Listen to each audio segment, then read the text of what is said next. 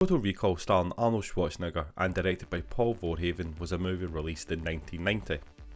Despite its blockbuster action film status, it is an adaptation of a slightly more subdued sci-fi novella by acclaimed author Philip K. Dick. The journey to get this film made directly influenced many of the changes made in this adaptation. In this presentation, we will look into the success and fidelity of 1990's Total Recall as an adaptation of Philip K.'s novella We Can Remember It For You Wholesale. Now this is the plan. Get your ass to Mars.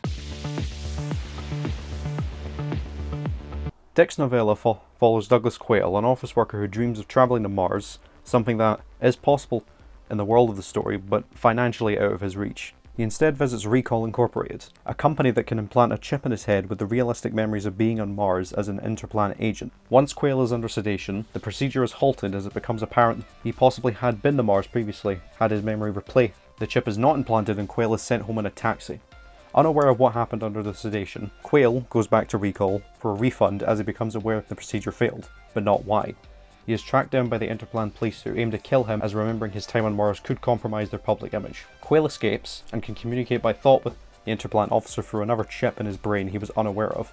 He negotiates terms with the police to have his memory changed in hopes of wiping the Mars memories on the agreement that if it doesn't work, they can kill him. The second procedure reveals further memories, making it too risky for the police to kill Quaid, and the story ends there. In Total Recall, Quayle is now Quaid, a burly construction worker with a loving wife. He still has a desire to travel to Mars, and the first act of the film generally follows the novella's main plot point and Quaid's trip to Recall with some artistic embellishments. Following this, Quaid is on the run and uncovers the fact his name is actually Hauser, You are not you. You're me. a rebel enforcer that worked on Mars, and Quaid now needs to track down Haughey, Hauser's former employer. Quaid travels to Mars while being chased by antagonist Richter and his men. On arrival, he meets Melina, a sex worker who knew Quaid as Hauser. Melina leads Quaid to a rebel base where his mind is probed, and this unveils that Quaid knows of a reactor that can provide oxygen for Mars, breaking Cohagen's control of the people there and allowing them to live freely. Melina and Quaid set off to activate the reactor while still being pursued by Richter, and ultimately succeed after lots of action sequences and some impressive practical SFX. To truly know the changes of Total Recall's narrative, we first need to look at the journey from 60s sci-fi novella to 90s blockbuster success. In 1974, producer Ronald Shusett read the novella in the magazine of fantasy and science fiction. He envisioned the potential of the story and acquired the adaptation rights for a mere $1,000. Originally, Dan O'Bannon was brought on to write the screenplay, but only managed to pen 30 pages, which was roughly the first act of the film. The challenge now was to expand on this and figure out the second and third acts. This led to the idea of transporting the protagonist Quaid to Mars. However, creative differences between Shusett and O'Bannon soon rose, and despite an intriguing premise, many studios and production companies deemed the project unfilmable. After numerous attempts to get the project off the ground, it was eventually shelved multiple times, despite Shusett landing a $20 million budget.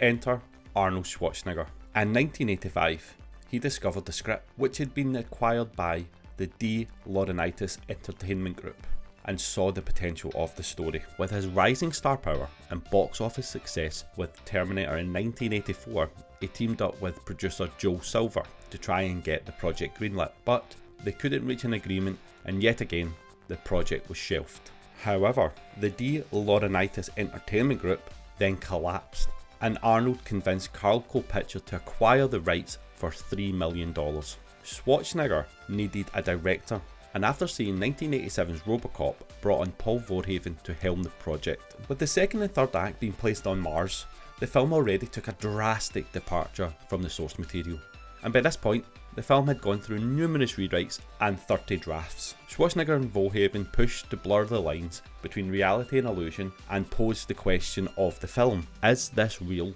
or not? Schwarzenegger had direct input into the adaptation and therefore the biggest impact on the fidelity of the production, especially when it came to his character.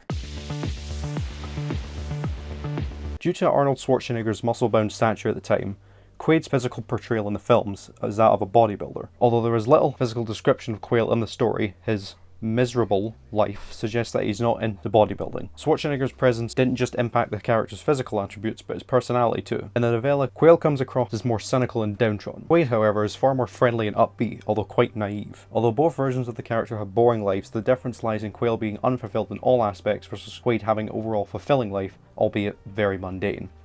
For example, Quail had a loving marriage with a beautiful, affectionate wife, whereas Quail's wife is resentful. Quail is unhappy in his desk job, while Quaid is similarly happy in his construction job. When Quail goes to recall for the Mars procedure, the reveal of his memories is a much calmer process. He is almost fully sedated, whereas Quaid immediately becomes erratic, as this is much more visually engaging for the medium of an action film. After these events, Quail's story explores his knowledge that he needs to do memories or he will be killed. His story unfolds in an internalized manner. Much of the narration is about what he is thinking and the communication with the police via his brain chip, so we see internally the conflict he is having. This was translated to the screen in the form of an actual chase scene. Quaid's colleagues have been unveiled as plants, chasing him down along with police agents. Quaid discovers he is really Hauser, a super spy who is capable of killing many people in the blink of an eye. This character change becomes the basis of the whole narrative as the villains try to convince Quaid it is all a dream. This could almost certainly, if only partially, be attributed to Arnold playing Quaid. When Total Recall came out in 1990, Schwarzenegger was the action star of the 80s and was very well known for acting in high-budget action films. Despite the macho action themes of the film, Total Recall took a surprisingly more feminist turn compared to the novella, where representation of women is both minimal and questionable. There are only 2 notable female characters throughout the story, both of whom are very much a product of the time it was written. In the novella, Quail's wife Kirsten is characterised as a very 2D depiction of an unhappy housewife. It's apparent that any love between them has long fizzled out, and the only affection she shows is when she's trying to manipulate him. In the film, Quaid's wife Laurie is loving and affectionate for the duration of the time he believes the relationship is real. She's played by Sharon Stone, and much like the casting of Schwarzenegger as Quaid, she isn't who you would cast if being true to the book. On the other end of the female stereotypes that Dick employs, the novella's recall receptionist is needlessly objectified with 3 separate descriptions of the fact that she's topless. This is seemingly played as a plot point that helps Quail prove he remembers being at recall the first time. However, Dick could have literally picked any other action or feature of the receptionist to do this. Instead, by making her topless, he leans on the stereotypes that a young female office worker is there purely as eye candy, written entirely from the male gaze. In the film, the receptionist is fully clothed and is instead playing up another stereotype of painting her nails, but digitally. This is used as a visual tool to help the viewer understand the futuristic advancements within the film's timeline, using something that's a trope in most films and making it relevant to this world.